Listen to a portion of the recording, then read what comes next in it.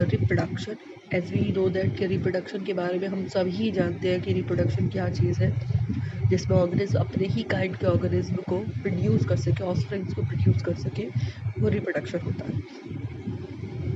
यहाँ बात ये आती है कि रिप्रोडक्शन होता है, रिप्रोडक्शन अलग अलग ऑर्गेनिज्म करते हैं, सभी तरह के ऑर्गेनिज्म रिप्रोडक्शन कर सकते हैं। मैं ये नहीं कहूँगी सारे ही ऑर्गेनिज्म रिप्रोडक्शन करते हैं, ये मैं आपको 11th में बता चुकी हूँ कि हर एक ऑर्गेनिज्म केपेबल नहीं होता है रिप्रोडक्शन करने के लिए, वो हम डिटेल में आगे बढ़ेंगे।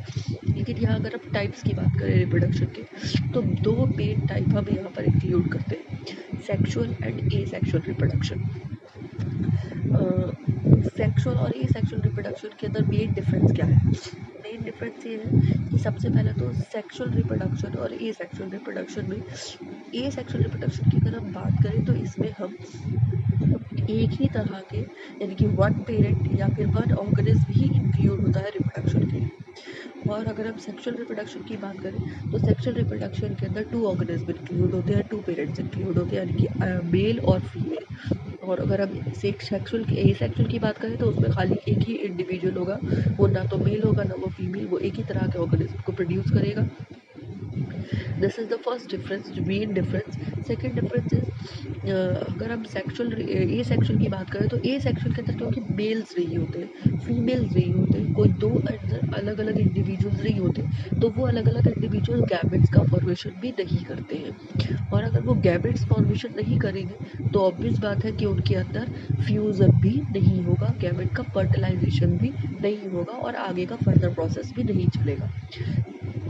और जब हम सेक्सुअल को देखते हैं तो सेक्सुअल के अंदर क्योंकि 2 अलग अलग मेल भी है, फीमेल भी है, 2 अलग इंडिविजुअल्स हैं, तो वो दो गैमेट्स को प्रोड्यूस करते हैं, मेल गैमेट को, फीमेल गैमेट को। अकॉर्डिंग टू इंडिविजुअल्स वो अलग अलग हो सकते हैं गैमेट्स। और अगर हम लोअर ऑर्गेनिज्म की बात करें तो पॉजिटिव एंड नेगेटिव स्ट्रेन हम यहाँ पर टर्म यूज़ करते हैं गैमेट्स के लिए। तो यहाँ पर 2 तरह के गैमेट्स प्रोड्यूस होते हैं, और जब वो गैमेट्स प्रोड्यूस होंगे तो उनके अंदर फर्टिलाइजेशन भी होगा, उनके अंदर फ्यूज़न भी होगा। तो फ्यूज़न अकर होता है सेक्सुअल रिप्रोडक्शन में, जबकि फ्यूज़न अकर नहीं होता है, गैमेट का फॉर्मेशन नहीं होता है, फ्यूज़न नहीं होता है इन एसेक्सुअल रिप्रोडक्शन के अंदर। अब हम आगे चलते हैं। यहाँ आ गई बात आपकी, जब आपकी फ्यूज़न नहीं होता है, तो फ्यूज़न नहीं होगा तो इंडिविजुअल्स जो पैदा होते हैं वो सिमिलर काइंड होते हैं, यानी कि अंदर कोई डिफ्रेंशिएशन नहीं होता है, बिल्कुल एक तरह के ऑर्गेनिज्म होते हैं, यानी कि क्लोन्स का फॉर्मेशन होता है। तो यह क्लोन्स क्या चीज़ है? जो सिमिलर हो, बिल्कुल एक तरह, मॉर्फोलॉजिकल भी और आपके जेनेटिकली भी। जो जीन्स को अगर हम स्टडी करें, उनके क्रोमोसोम्स की स्टडी करें, तो भी वो एक ही तरह के ऑर्गेनिज्म प्रोड्यूस हो। और अगर हम जीन्स की मॉर्फोलॉजी उनको देखें, उनका स्ट्रक्चर देखें, तो भी वो एक जैसा लगे।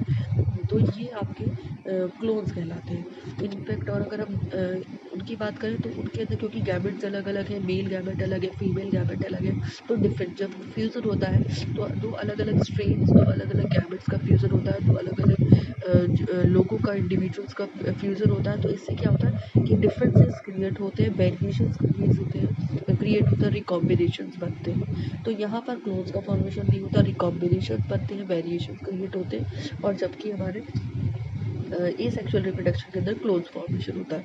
एक हमारा टॉपिक स्किप हो गया इसमें, जो कि है आपका कि इसके अंदर हम क्या होता है हमारे सेक्सुअल रिप्रोडक्शन, एसेक्सुअल रिप्रोडक्शन के अंदर माइटोटिक मेथड यूज़ होता है, और जबकि सेक्सुअल रिप्रोडक्शन के अंदर मियोटिक मेथड यानी कि मियोसिस डिवीजन होता है। अब माइटोटिक एंड मियोसिस आप 11th क्लास में बहुत डिटेल में इसको समझ के आ चुके हैं, पूरे चैप्टर को बहुत अच्छी तरह, लेकिन मैं फिर भी आपको ओरली बता देती हूँ, थोरली बता देती हूँ कि माइटोटिक डिवीज़न वो डिवीज़न हो गया जिसके अंदर ऑर्गेनिज्म जो होते हैं कि ऑर्गेनिज्म के अंदर इक्वेशनल डिवीज़न होता है, यानी कि इसके अंदर कोई क्रोमोसोम्स के नंबर्स में कमी नहीं आती है, same number of chromosome he daughter cells में जाते हैं, ऑफस्प्रिंग्स में जाते हैं पेरेंट्स से। और जबकि मियोटिक डिवीज़न के अंदर एक रिडक्शनल डिवीज़न होता है, हाफ नंबर ऑफ क्रोमोसोम्स जो है वो आगे आने वाली जनरेशन में यानी कि ऑफस्प्रिंग्स में और डॉटर्स के अंदर जाते हैं। तो मेन डिफरेंसेस यहाँ है हमारा सेक्सुअल और एसेक्सुअल के बारे में। अब हम इस चैप्टर को थोड़ा सा और आगे लेके चलेंगे नेक्स्ट क्लास के अंदर। Thank you. Now we cover